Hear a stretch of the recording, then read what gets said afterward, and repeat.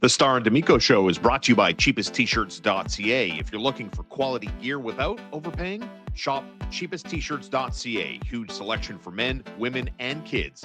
Tees, hoodies, headwear, bags, and more. Proud Montreal business. Order today, ship today, delivery tomorrow. That's cheapesttshirts.ca. Local, fast, and affordable. Brought to you by instacustoms.com. Do you need custom gear from a local Montreal business? Instacustoms.com has you covered. Custom shirts, hoodies, hats, and more made your way. Fast turnaround, great quality, and proudly Montreal-based. Check out instacustoms.com. Brought to you by Cabletel. For trusted alarm systems in Quebec and Eastern Ontario, choose Cabletel. Over 20 years of expert installation and top-tier protection for homes and businesses. Check out Cabletel.com. Email them info@Cabletel.com. It's Cabletel. Peace of mind you can count on.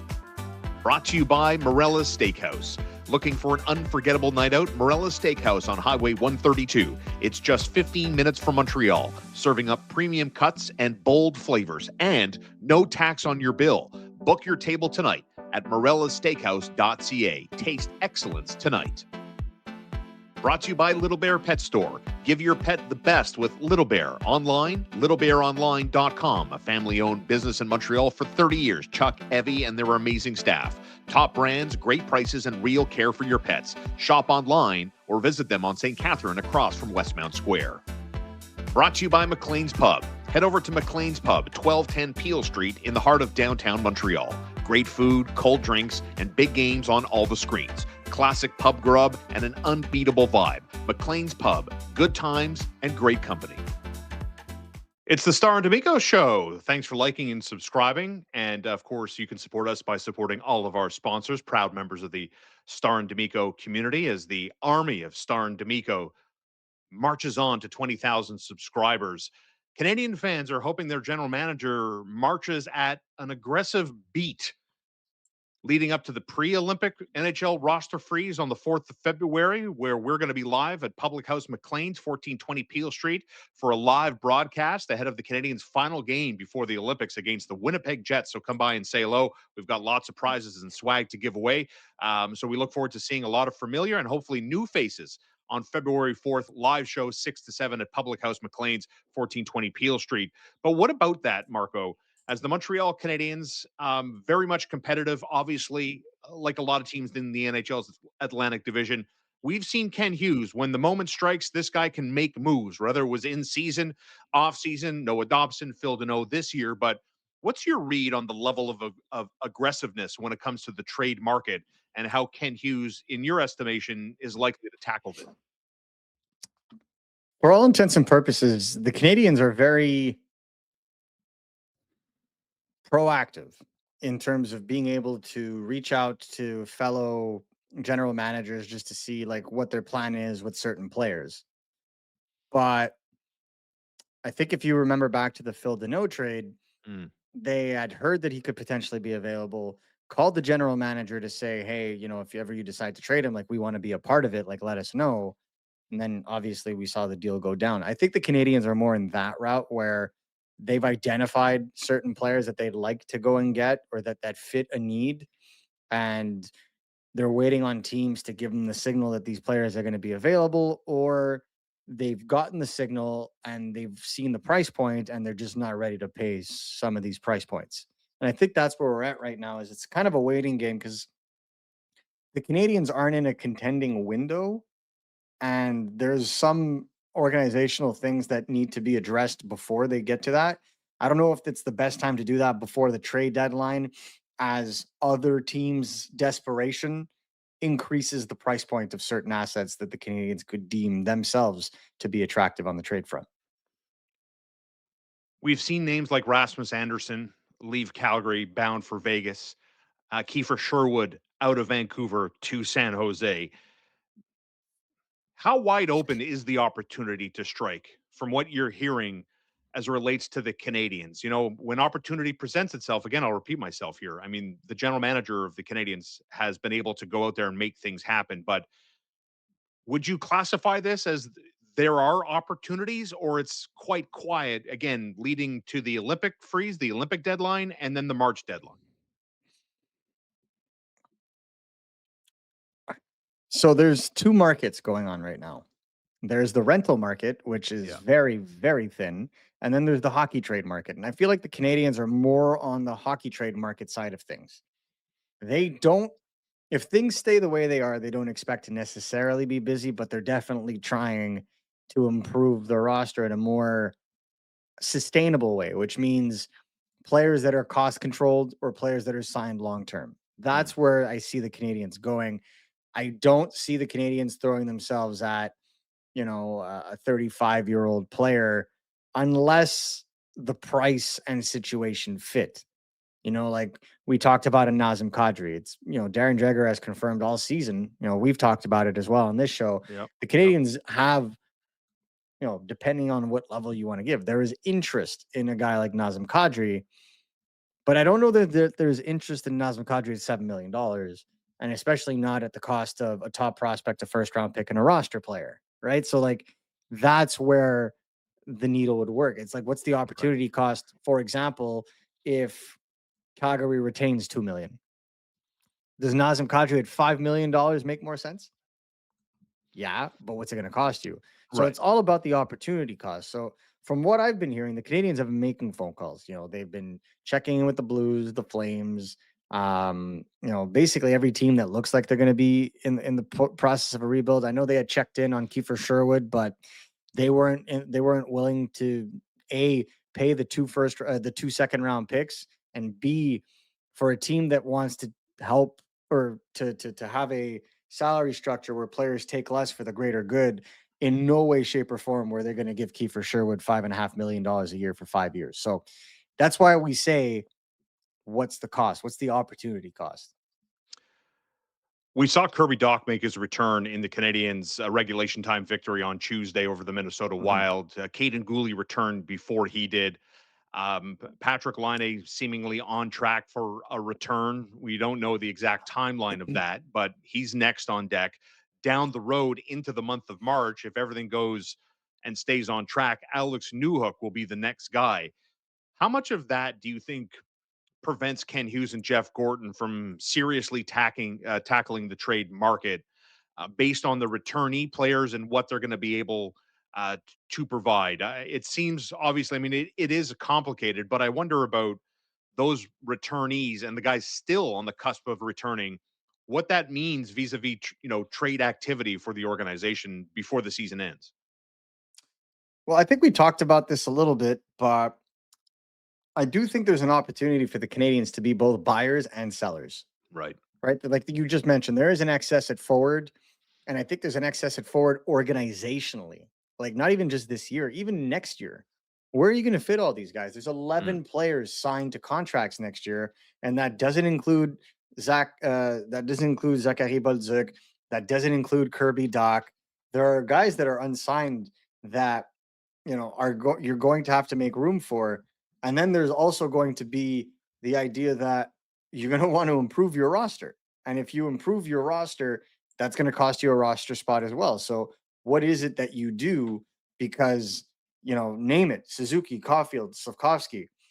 We'll see what happens with Brendan Gallagher. Phil Deneau is signed for next year. Anderson, Doc is the one that needs to be signed. Yep. Alex Newhook is signed. Jake Evans is signed. Texier just signed an extension. Demidov still has 1 year left. So does Kapanen. And then after that, you have what to do with Joe Veleno, Zachary Bolduc, and Sammy Bled forward. So it gets complicated. It gets complicated real quick. And if you sign Michael Hage, where's he going to fit next year? Mm-hmm. So there are those conversations to be had. I don't necessarily know that they're going to make that quantity for quality trade now, but I know that there's enough teams in the NHL right now that are looking to retool, not rebuild, that are looking for younger players in the NHL that maybe, that could play in the NHL right now that maybe need a better opportunity elsewhere. That's where guys like Jaden Struble maybe come into the conversation. Kirby Doc maybe comes into the conversation. Even a Zachary Bolduc, with the way that things are working out right now, may be part of that conversation. But I think what it does is that affords the Canadians to be in a situation where if a team is where they were at the start of the rebuild, looking for reclamation projects, looking for younger guys that they could be able to add to an emerging core, they have those pieces to be able to move if that move returns them a solid piece that's going to be able to help them either in a top four capacity or a top six capacity in a role that they currently don't fill yet. I remember not that long ago, we put up the caption on the screen at the time. Doug Armstrong, the man in charge, the GM of the St. Louis Blues, more or less laid it out. Untouchables, didn't really think he had too many of them. Mhm. Um, how serious do you believe the St. Louis Blues are in terms of a team that is open to negotiation? Like we've talked at length about the Rangers. We know how sour that relationship was, probably still is, between their front office and Habs president Jeff Gordon, right? So Mhm. let's leave the Rangers out of this discussion today for a second. Yeah. What about the Blues? Are they serious players here? Is this a serious team that Hab fans can look at and say, oh, if there's anything, maybe that's a team? Well, these are two teams that have been talking since the summer, so it would make sense to look at them as a potential target because this is also a team that's looking to get younger. The Right. Canadians have the assets that they would like. They already plucked Logan Mailloux out of Montreal's system. There could be other players that they look at as well. I know that the Canadians have interest in Jordan Cairo in the summer. Do they revisit that? Do they look at another player maybe because the fit is different now? Like there's a lot that kind of changes in that regard. And so where I think you could pinpoint is that the Canadians are going to be looking at or going to be identifying teams that are looking to retool, not rebuild. Hmm. And I think that's where they would have the most amount of bargaining power. And so the Canadians' willingness to make a trade will be in relation to what the price point would be on a coveted player on those teams. You look at a Nazem Kadri, just finished talking about that. Jordan Cairo, Robert Thomas would be, Thomas would take, a Quinn Hughes esque kind of deal. Are the Canadians at that point yet? Maybe not. Are the Blues really at that point, or are they just willing to see what the value is just to gauge it? Hmm. That remains to be seen. But the Blues are definitely a team to take a look at. I wouldn't run away saying the Canadians are trading with the Blues, but I would definitely say that the Canadians are monitoring very very closely some of the teams they felt would drop off that could be dropping off. Like if the Boston Bruins start dropping off, Pavel Zacha is a player that Kent Hughes very much likes. Is he going to circle back? Because they're going to want to get younger faster. And we know that they've had interest in some of the younger players in Montreal system before. I know that it is blasphemy to even consider a trade between Montreal and Boston, but if the trade fits and if it works, then you see what you can get. But that's a team that they've been following. And then you look at all the teams in the West that are going to have to pick a lane. You look at a team like Nashville, doesn't want to rebuild, wants to retool. Mm. What are they going to do? And so on and so forth, right? Like this is why it gets complicated. The Vancouver Canucks, I don't see a fit between Montreal and Vancouver anymore in terms of trade partners. I don't. Elias Pettersson just doesn't Oof. seem like the kind of player that the Canadians would go for, both from a salary and stylistic Yeah. standpoint. Like he's an excellent player, but I just feel like, first of all, the price, his no movement clause, the market in Montreal, which is already like a couple of shades more intense than in Vancouver. I just don't see that as a fit. So I don't think Vancouver makes sense. And in Winnipeg, is Winnipeg gonna just cough this up as like a one-off blip in their run and pick high and come back strong next year, or are they going to look to make structural changes? That still remains to be seen. So there's the Canadians would like to. Kent Hughes is always itching to make a move, as he says he's ever Uh, thinking about how to yes. improve Yeah. this Mary team. can't sleep. Yeah. Yeah. Yes, exactly. Poor Dina. But Yeah. what comes from it, I think, and I think what's key when it comes to their strategy is they've put themselves in a situation where they have the assets to be able to pull the trigger if that option becomes available. That's where the Canadians are right now. They're in a holding pattern, not because they want to, not even because they need to, but because that's what the market dictates right now. And as we saw with Noah Dobson, when Noah Dobson became available, a player that they inquired about when Lula Moriello was still the GM of the Islanders. And then when they found out that there was a I wouldn't say falling out, but when they couldn't, when the Canadians found out that the Islanders could not come to term with Noah Dobson, they swooped right in there, gave the Islanders exactly what they wanted, were able to knock out a contract very quickly within like maybe 24 hours, and then boom, he's a Montreal Canadian. So I I would fathom that would make more sense to me. You know, like in terms of player wish list, the Dallas Stars are looking to add a significant piece on defense. They were in on Rasmus Anderson. They're a team that I would continue to follow. Dougie Hamilton, Eric Carlson. They're a team that I could see being involved in that. Interesting. Right. And if they don't shed a significant amount of salary in the process of acquiring those defensemen, they're not going to have that much money left for a guy like Jason Robertson.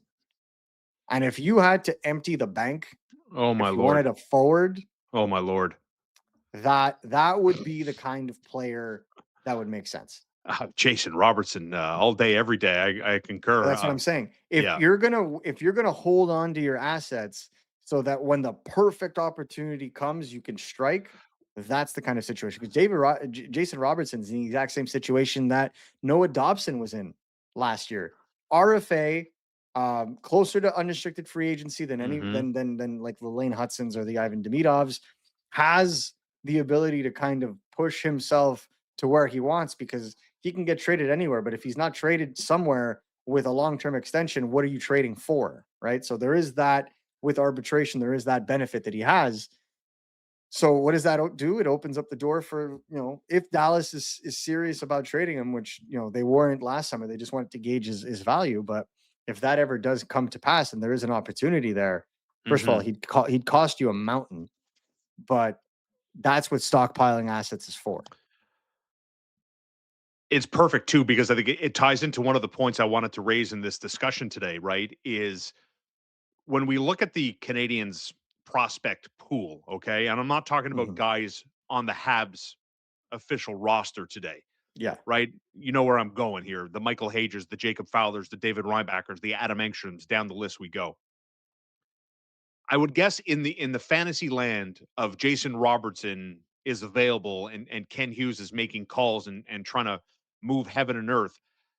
Would it be fair to say that there is no such thing as an untouchable from the Canadians prospect pool as it relates to Jason Robertson specifically? Because I think if we have discussions about other players, I think there are untouchables, right? Unless it's the perfect player, when we talk about Fowler and Hage very specifically.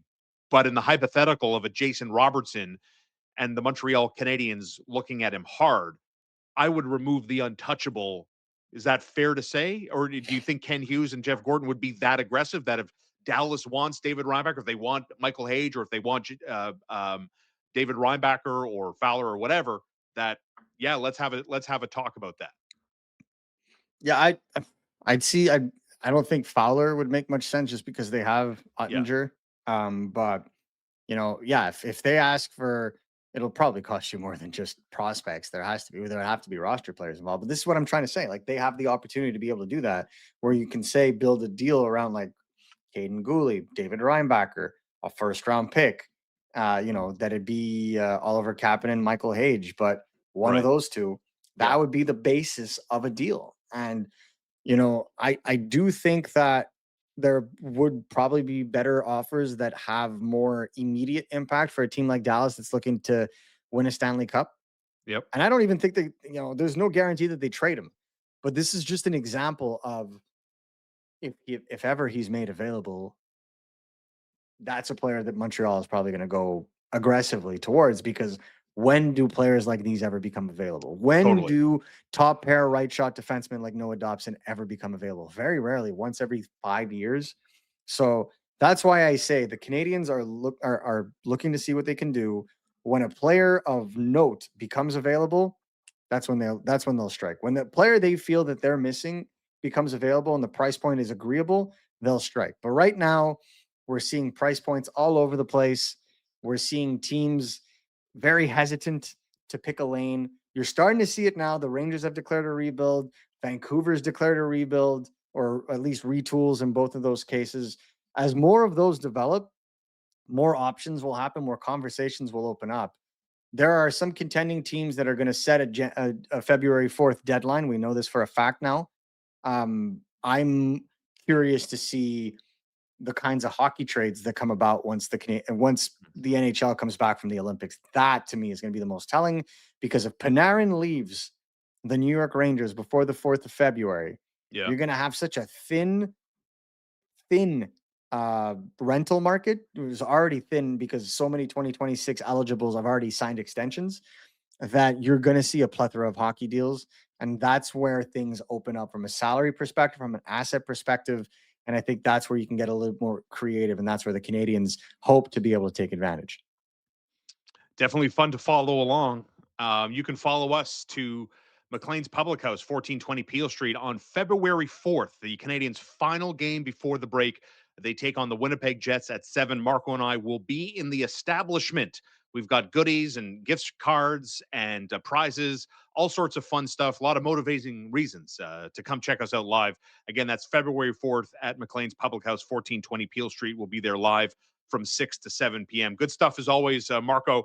Looking forward to our live show coming up on Friday to recap the Montreal Canadiens and Buffalo Sabres. Thanks again. Always a pleasure, guys. Have a great one.